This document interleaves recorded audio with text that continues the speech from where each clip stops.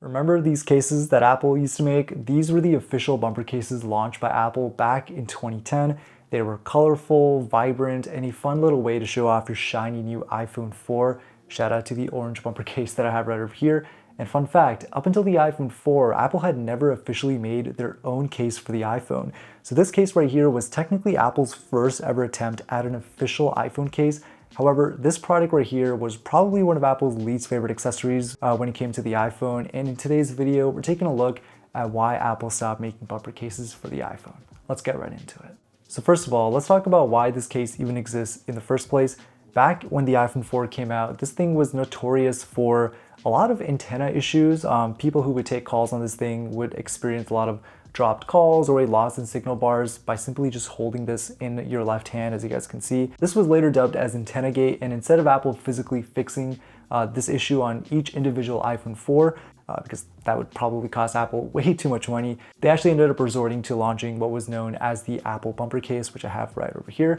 And the purpose of this case was pretty simple. Create a case that doesn't compromise the look of the iPhone while still addressing the antenna issues that this phone used to experience. And I honestly think this case looked kind of cool back in the day.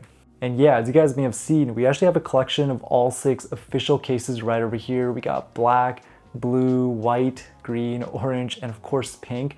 And this honestly is a very nostalgic moment for me. I think I remember my older brother having one of these bumper cases back in the day for his iPhone 4S, and just being able to see this today just literally brings me back to my childhood. And yeah, I mean, like, this case itself is pretty much made out of rubber and has this like two-tone kind of finish to it.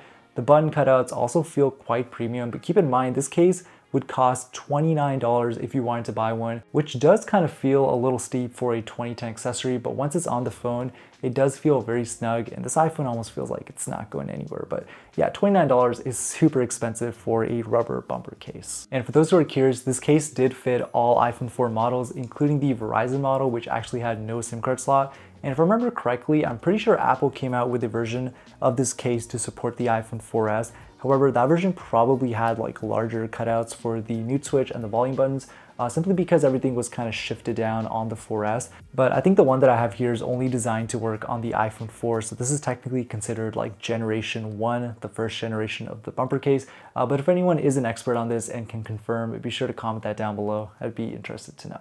And now, of course, the most important part of this video, why did Apple stop making bumper cases? So picture this, it's September 21st, 2012, and Apple officially launches the iPhone 5 in these 2 beautiful colors. And in spite of the recent launch and hype around this brand new design that the iPhone 5 featured, which in my opinion has to be one of the best iPhones when it came to size and portability, there was no bumper case to be found anywhere for this device. And Apple really wanted you to rock this new design without a case, and I don't blame them. The iPhone 5 had this beautiful design, and it also solved many of the Antennagate issues that the previous generation iPhones experienced, like the iPhone 4, which I have right over here. So a bumper case wasn't really necessary in that regard. However, I do think there's some clear reasons as to why Apple discontinued this case for good. First of all, the bumper case was really a one-time exception for Apple, and Apple never really expected to make this long-term, especially for future iPhones, because once the root issue was fixed, in this case Antennagate, Apple fixed the issue with future iPhone releases, and so a case wasn't really necessary. However, being an Apple collector, I really came to realize and appreciate just how cool this case was.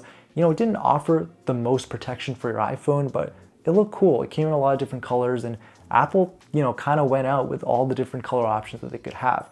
I also think that if Apple made a bumper case for the iPhone 5, it would kind of take away from the hype of this completely new design of this new iPhone, like the slightly chamfered edges, and the fact that Apple likely didn't want the public to think that the iPhone 5 still had antenna issues, and so quietly discontinuing it was probably the best decision from a marketing standpoint. However, it wouldn't be an iClassic video without some nostalgia, and I'm gonna be completely honest with you guys, I miss this thing. I really do miss this case, and if anyone at Apple is watching this video, please bring back a bumper case for the future iPhone, the iPhone 16, 17, whichever iPhone it may be. I highly doubt most iPhone users would still remember the whole Antennagate issues that happened like more than 10 years ago. But I mean, it seems like leather cases aren't coming back. So to fill the void, why not bring a completely new case to the lineup like a bumper case? What do you guys think? Be sure to comment that down below.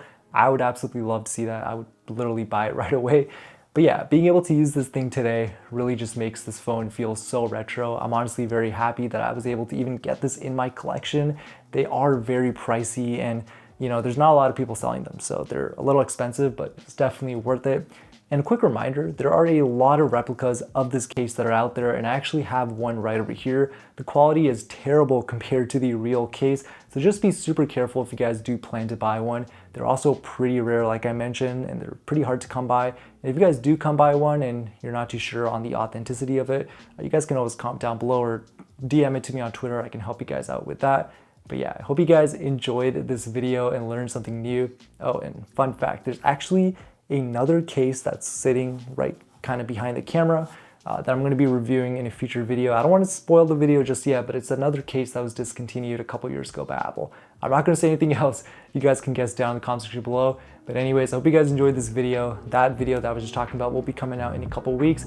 But anyways, catch you guys on our next one. Peace.